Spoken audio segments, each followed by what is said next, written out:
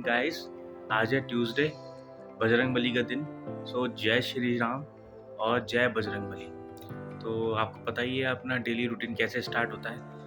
अपनी आदत है कि एक लिक्विड ज़रूर लेनी है। तो आज मैंने डिसाइड किया है कि आज हम कोकोनट वाटर लेते हैं। कोकोनट वाटर बिकॉज़ वो फ्रेश अवेलेबल नहीं है लेकिन पैकेज्ड अवेलेबल है। तो मैं आपको दिखाता हूँ और उसका स्वाद बिल्कुल इक्वल है जो हमारा कोकोनट वाटर है अवेलेबल है उसमें। तो मैं आपको शो करता हूँ। नेचुरल का कोकोनट वाटर, तो ये बहुत ही सही है। Tender coconut 100% refreshing. मैं आपको इसके इंग्रेडिएंट बताता हूँ अगर अवेलेबल हो तो। देखिए, पर 100 ml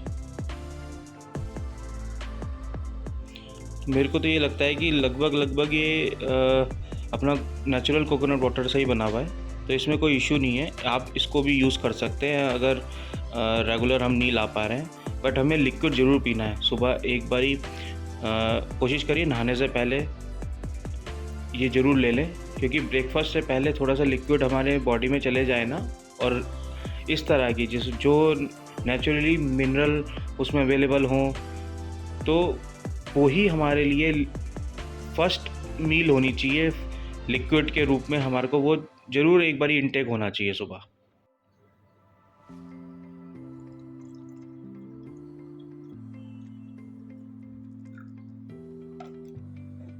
देखिए, आप कलर भी देखिए, बिल्कुल कोकोनट वाटर ही है। तो बेस्ट ड्रिंक है। सुबह एक बारी ऐसी ड्रिंक ले लेनी चाहिए, चाहे जूस हो चाहे कोकोनट वाटर हो। So guys, good morning. पूरी तरह से ऑफिस के लिए रेडी हो गए हैं। ये देखिए, आज एक पीच कलर की ये शर्ट है। पीच है, पिंक है, हल्का पिंक, और नीचे पैंट। और ये हमारा रेगुलर, मेरी आदत है कि मंडे टू फ्राइडे हम फॉर्मली पहने और सैटरडे को 100% हम कैजुअल पहन के जाएं, क्योंकि थोड़ा सा कैजुअल फीलिंग हो जाती है। लेकिन कभी कभी फॉर्मल डेज़ में भी मेरे को मन करता है कि भाई अपना टी शर्ट और जीन्स डाल लो। तो हमारे यहाँ ऑफिस में इतनी प्रॉब्लम नहीं है, इतनी कोई इशू नहीं है कि आप कुछ ये नहीं पहन सकते।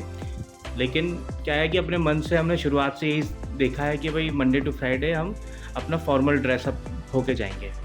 तो ये आज के लिए हम रेडी हो गए हैं।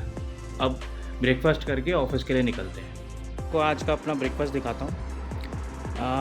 बनाना पैनकेक। इसको ढूंढते ढूंढते मुझे एक बारी हिल स्टेशन पे, मैं धर्मशाला में था, मैक्लोडगंज में, तब मैं ढूंढते ढूंढते परेशान हो गया कि कहाँ मिलेगा। मैं कम से कम 5-6 रेस्टोरेंट में गया, उन्होंने सबने मना कर दिया। फिर लास्ट में एक अंदर गली में एक रेस्टोरेंट था, उसने कहा हाँ मैं बनाता हूँ। मैंने कहा दीजिए। तो तब से मेरे को ये बहुत ही बढ़िया लगता है बनाना पैनकेक, और ये बहुत हेल्दी है। बनाना, इसको कुक करना, इसको बेक करना बहुत आसान है। कभी मौका लगेगा तो इसकी रेसिपी भी आपको शेयर करूँगा। So let's start the day. और गाड़ी ऑन करी ली है, डाला पहला गियर और निकलो बेसमेंट से।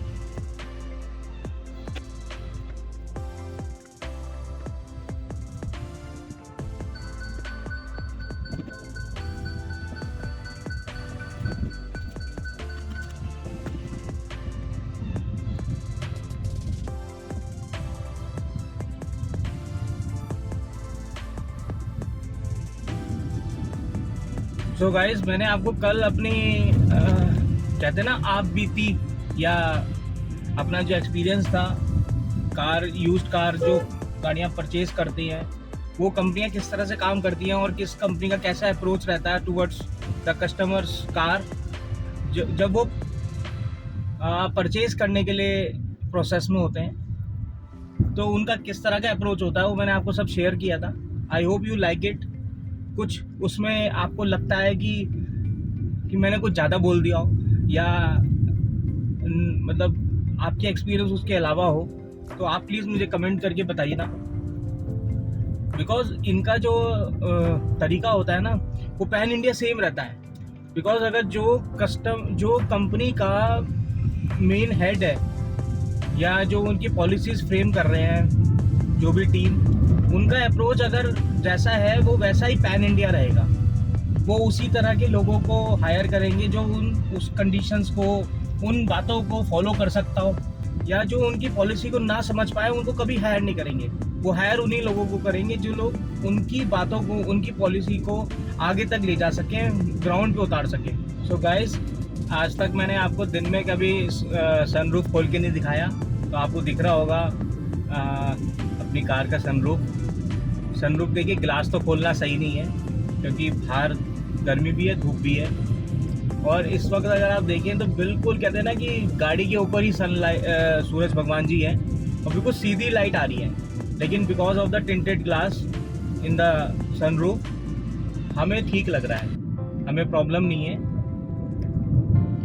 बट जितना ज़्यादा सनरूफ का हाइप है ना हमारे इंडियन मार्केट में, पता नहीं उतना यूज़ है या नहीं है, या क्योंकि जितनी सनरूफ हमारी किया सेल्टॉस में अवेलेबल है, जो एक छोटा सेक्शन अवेलेबल होता है, उतनी मुझे लगता है कि बिल्कुल कार में होनी चाहिए। बिकॉज सनरूफ ना कहीं एक सेफ्टी स्टैंडर्ड का पार्ट है। बिकॉज बहुत ही rarest of the rare case में एक ऐसे इंसिडेंट्स हो सकते हैं, और जो कि ऑटोमोबाइल में, लेकिन इंडस्ट्री में होते रहते हैं। हमारे लिए तो वो रेयरेस्ट ऑफ द रेयर है। एक एग्जांपल है सनरूफ के इस्तेमाल का, जो लगभग एक ही एग्जांपल है कि आप अगर किसी ऐसी जगह में फंस जाएं, या आपकी गाड़ी ऐसी जगह पे गिर जाए, या पानी में हो वो कार, और आपके चारों तरफ या चारों दरवाज़ों में ना खोलने का बंद पड़े, या तो खोल नहीं पा रहे हो आप उस किसी भी दरवाजे को, और या आप अगर खोलेंगे तो बहुत सारा पानी अंदर आ सकता है कार की कैबिन में। तो आपके पास एक तरीका होता है उस वक्त, सिर्फ एक, कि आप ऊपर की सनरूफ खोल के आप उससे इवैक्यूएट हो जाइए, उससे एग्जिट ले लीजिए। और जैसा कि हमारे इंडिया में चलन चल रहा है इस वक्त सनरूफ का, वो एक अलग है।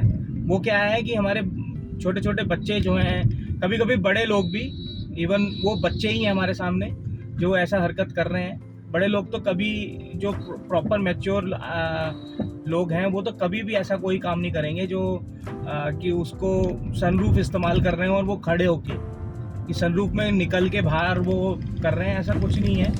जो बच्चे हैं, जो अभी पढ़ रहे हैं, बैचलर्स हैं, वो सब ये काम करते हैं। या फिर पॉलिटिशियंस, उनकी भी एक अलग रिक्वायरमेंट है, लेकिन उनकी रिक्वायरमेंट थोड़ी बड़ी होती है। वो इतनी छोटी सनरूफ में निकल के कहाँ फंसेंगे उसमें। तो जो बच्चे हैं हमारे, वो कभी बाहर जाते हैं, हिल स्टेशन पे जाते हैं, या रोड साइड भी, वो कभी कभी अपना सर निकाल के मतलब खुश हो जाते हैं। वो एक कहते हैं ना, एक एक्स्ट्रा एडवांटेज है, या उसको बोल लीजिए कि एक्स्ट्रा यूटिलाइजेशन है ऑफ समथिंग। बट वो एक्चुअली सनरूफ इस चीज़ के लिए बनी नहीं है। सनरूफ जिस चीज़ के लिए बनी है वो मैंने आपको बताया कि अगर आपकी कोई ऐसी सिचुएशन है जहाँ पे आपके दरवाजे रुक गए हैं, आप दरवाजों से निकल नहीं पा रहे या दरवाजे खोल नहीं पा रहे, तो आपको एक रास्ता निकलना चाहिए कि भाई किसी तरह से आप गाड़ी से तो एग्जिट लिए हैं। तो गाड़ी से एग्जिट लेने का एक सबसे बढ़िया तरीका उस वक्त होता है कि आप सनरूफ खोलिए और सनरूफ से बाहर निकल जाइए। और जो बच्चे कर रहे हैं, वो भी उनके पेरेंट्स के लिए भी बहुत बड़ी रिस्पॉन्सिबिलिटी होती है कि जिस समय बच्चे बाहर हैं, ऊपर वो देख रहे हैं, तो वो उस समय बिल्कुल भी 1% भी गाड़ी तेज स्पीड में ना चलाएं। कोशिश करिए मैक्सिमम 30 स्पीड रखिए उस वक्त, कि कोई भी इशू हो तो बच्चा एकदम से नीचे आ पाए। बिकॉज कुछ पता नहीं लगता, कभी भी किसी भी मोमेंट ऊपर कोई तार है, कोई लूज तार है, और आपकी नज़र से वो हट गया है, लेकिन वो अटक सकता है उसके किसी भी पोर्शन पे, उसकी बॉडी पे। तो कोशिश करिए कि उस वक्त बिल्कुल 30 की स्पीड रखिए आप गाड़ी की, नॉट बियॉन्ड 30 किलोमीटर स्पीड। अगर बच्चे बाहर सनरूफ से बाहर निकल रहे हैं, अपना सर निकाल रहे हैं, तो कोशिश करिए कि आप 30 की स्पीड पे रहिए। इससे ज़्यादा 1 मिनट भी आप स्पीड बढ़ाएंगे तो बच्चे की लाइफ पे रिस्क आ सकता है।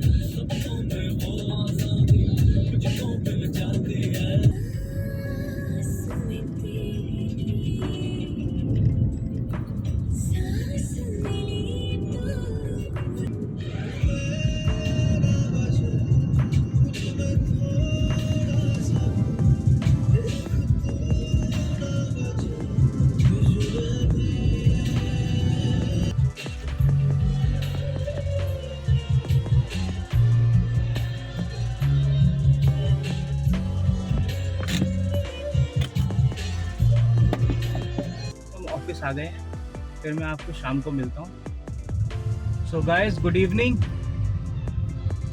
ऑफिस का काम कंप्लीट करके गाड़ी में आ गए हैं, घर के लिए चलते हैं। अब बीच में एक बहुत इम्पोर्टेंट काम है और देखते हैं ये सॉल्व होगा या नहीं होगा। हमारे गाड़ी का यूगो किया कनेक्ट ऐप चल नहीं रहा है और ये 25 मई से नहीं चल रहा है। मुझे लगा कुछ इशू होगा जो अपने आप सॉल्व हो जाएगा, लेकिन नहीं, अब हमें बात करनी पड़ेगी। मैंने कल बात करी थी, उन्होंने कहा आपको गाड़ी में रहना ज़रूरी है उसको ठीक करने के लिए। तो लेट अस सी वो सॉल्व होगा या नहीं होगा। तो यूगो को कनेक्ट करने की कोशिश करते हैं हमने IRBM से। Good afternoon. Thank you for calling in Kia India. My name is Manish. May I know your name and contact number? Okay. Thank you for confirming your details, Mr. Mittal. How may I assist you? Sir, जो ये किया connect app है ना, जो गाड़ी के अंदर ना, ये मतलब मेरे मोबाइल में शो नहीं कर रही है डिटेल्स। तो कल मैंने बात करी थी, वो बता रहे थे कि शायद ट्रबल शूट कुछ करना पड़ेगा इसके लिए। Okay. जी बताइए। हाँ बताइए सर, आप बताइए कैसे करना है। मेरे एप्लीकेशन में गाड़ी की अपडेट्स नहीं आ पा रही हैं। गाड़ी की अपडेट्स नहीं आ पा रही है। जी।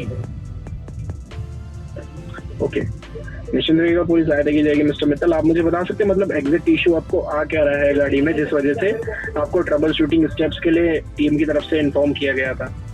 नहीं, मैंने उनको इन्फॉर्म किया था कल कॉल करके। मैंने बताया था कि सर, जो गाड़ी की रेंज, माइलेज, गाड़ी ऑन है ऑफ है, ये सब पता लग जाता है एप्लीकेशन में, वो पता नहीं लग पा रहा है। लास्ट 25 मई को जो अपडेट था वही अपडेट अभी भी शो कर रहा है। तो लगभग 14 दिन बीत चुके हैं। हाँ, वो अपडेट नहीं हो रहा है। ओके, मतलब 14 दिन हो गए हैं, कार में जो इन्फॉर्मेशन अपडेट होती है वो अपडेट नहीं हुई है। हाँ, रियल टाइम स्टिल सेम आपको जो 25 दिन पहले इन्फॉर्मेशन थी वो शो हो रही है। यस अभी सही। Yes yes yes. ओके, निश्चिंत रहिएगा, पूरी सहायता की जाएगी। माफी चाहूंगा आपको जो भी सुविधा हो रही है उसके लिए। मैं आपके एंड से जस्ट जानना चाहता हूँ, जी अभी आप गाड़ी में अवेलेबल हैं? हाँ जी, हाँ जी, अभी अवेलेबल है। ओके, आप बात कर रहे हैं सेल्टो बारे में? जी जी जी। ओके, तो सबसे पहले मैं आपसे जानना चाहता हूँ, अभी आपके पास कोई पेन या इंजेक्शन या ब्लेंड पिन वगैरह अवेलेबल है कार में? नहीं, गाड़ी में कोई पिन नहीं है। तो मतलब आपको रीसेट करेंगे क्या? मैं जस्ट आपसे जानना चाहता जी, वो हम आपको कुछ ट्रबल शूटिंग स्टेप्स आपको गाइड करते हैं, आप परफॉर्म करते हैं। उसके बाद डेफिनेटली चेक किया जाता है कि आपकी तरफ से इंफोटेनमेंट स्क्रीन पर क्या मतलब इन्फॉर्मेशन अवेलेबल। मैं आपसे जानना चाहता हूँ सबसे पहले कि मतलब जो किया कनेक्ट ऐप है उसमें आप प्रॉपर्ली लॉग इन है?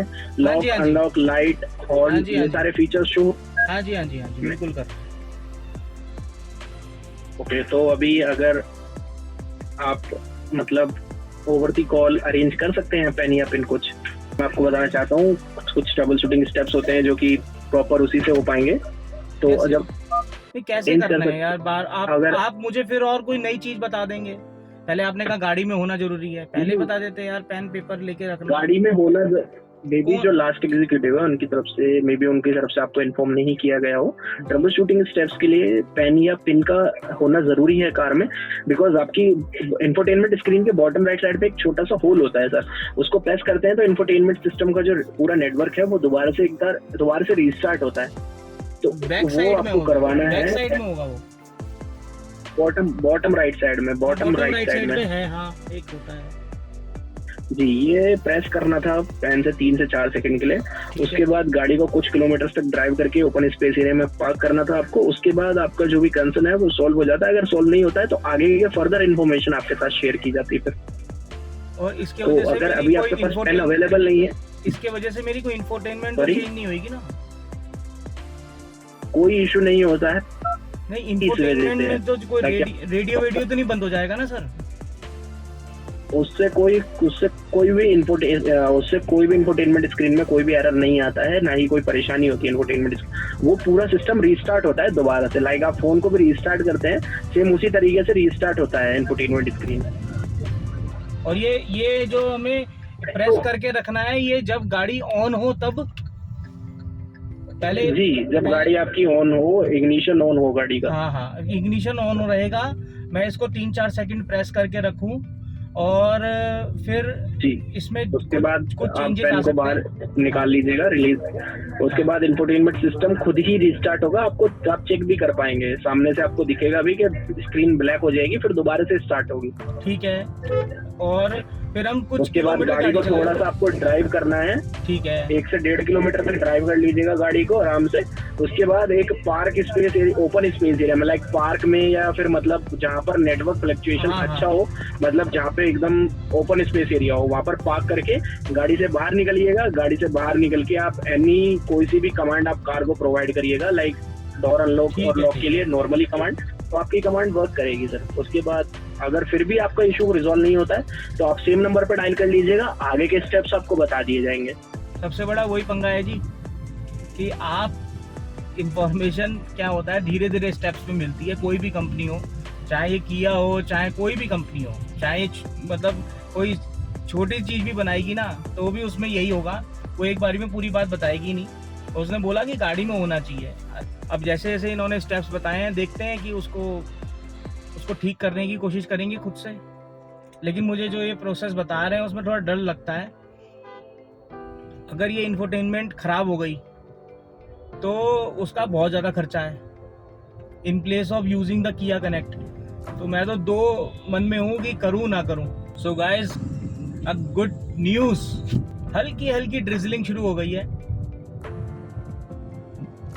लग रहा है कि मौसम बहुत शानदार होने वाला है। अभी तो ह्यूमिडिटी बहुत ज़्यादा आई है, बहुत उमस हो रही है और गर्मी अच्छी भरपूर हो रही है इस वक्त। लेकिन अगर बारिश पड़ती है और झमाझम बढ़ जाए तो आप ये समझ लीजिए कि बहुत ही शानदार हो जाएगा। रात को 12 बजे के आसपास कल बहुत अच्छा मौसम हो गया था, हवा तेज़ चलने लगी।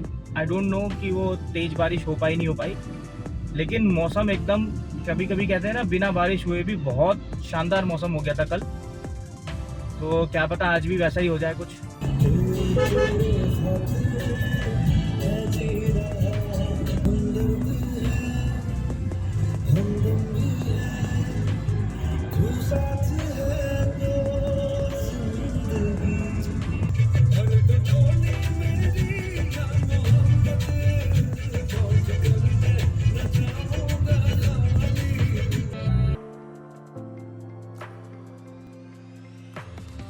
सो गाइस, हम रॉन्ग साइड नहीं जाएंगे, अपने राइट साइड में ही वो रॉन्ग साइड का कट था।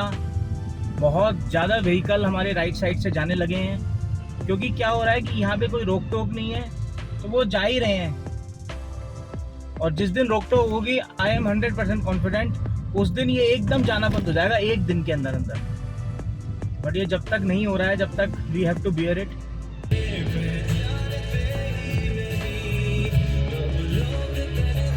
वाह। So guys, we can see I-20 में बैलून्स लगे हुए हैं, तो डेफिनेटली ये या तो ये यूज्ड कार सेल आउट हुई है, बिकॉज आजकल यूज्ड कार का बहुत ज़माना है और कोई गलत नहीं है यूज्ड कार को ख़रीदना।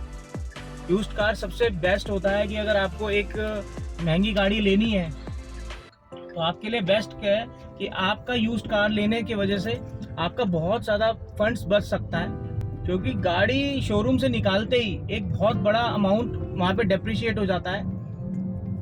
अगर आप सेम डे भी बेचेंगे, because it is registered in your name, उसका एक पर्ची चाहे टेम्परेरी ही क्यों ना हो, लेकिन वो आपके नाम पे हुई है उसकी रजिस्ट्रेशन। देखिए ये बैलून्स लगे हुए हैं, तो डेफिनेटली ये या तो ये यूज्ड कार, जो कस्टमर हैं उन्होंने यूज्ड कार परचेज़ करी है किसी ना किसी स्टोर से, और उनके चलाने की स्पीड से भी पता लग रहा था कि हाँ उनके घर में वो नई गाड़ी जा रही है।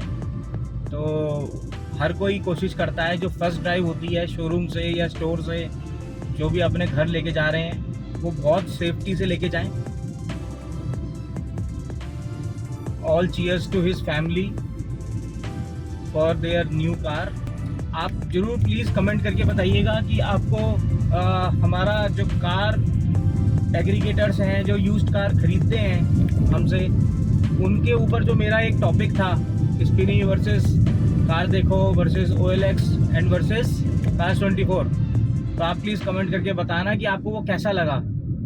लगभग यहाँ पे अभी खड़े 15 मिनट से ज़्यादा हो गए हैं, लेकिन एक छोटा सा चौक हमसे नहीं क्रॉस हुआ जा रहा आज डिफरेंट अप्रोच है थोड़ा यहाँ का। और अपना ये हनुमान चौक, पंचमुखी हनुमान मंदिर, ये बहुत फेमस हनुमान मंदिर है अपना नोएडा एक्सटेंशन में, पंचमुखी हनुमान मंदिर। अगर कोई आसपास यहाँ रहते हो नोएडा में, जो इस वीडियो को देख रहे हो, वो यहाँ पे ज़रूर आएँ। ये इस जगह का बहुत प्राचीन मंदिर है। और देखिए, बजरंगबली में तो सभी की आस्था है, लेकिन क्या होता है कि हम हमेशा आसपास वाले मंदिरों में जाते हैं, वो भी ठीक है, मंदिर में कोई से भी मंदिर में जाएं, बात एक ही होती है। लेकिन एक जगह का अगर पता हो कि हाँ ये वाली जगह का ये बड़ा मंदिर है, पुराना मंदिर है, विख्यात मंदिर है, तो हर कोई कोशिश करता है कि उस जगह पे ज़रूर जाए। और इसीलिए ये इन्फॉर्मेशन मैं आपके साथ शेयर कर रहा हूँ कि ये बहुत प्राचीन मंदिर है, आप लोग यहाँ पे दर्शन के लिए आ सकते हैं। पंचमुखी हनुमान मंदिर ये बिल्कुल गॉड सिटी या मतलब मान लीजिए चार मूर्ति चौक गॉड सिटी के आसपास ही है। आप कहीं से भी बिसरक BISRAKH बिसरक अगर आप सर्च करेंगे गूगल पे, तो आपको ये मंदिर की लोकेशन पे आप आ सकते हैं। चलिए फिर अपने बेसमेंट में चलते हैं, अपनी गाड़ी पार्क करके फिर घर पे चलते हैं।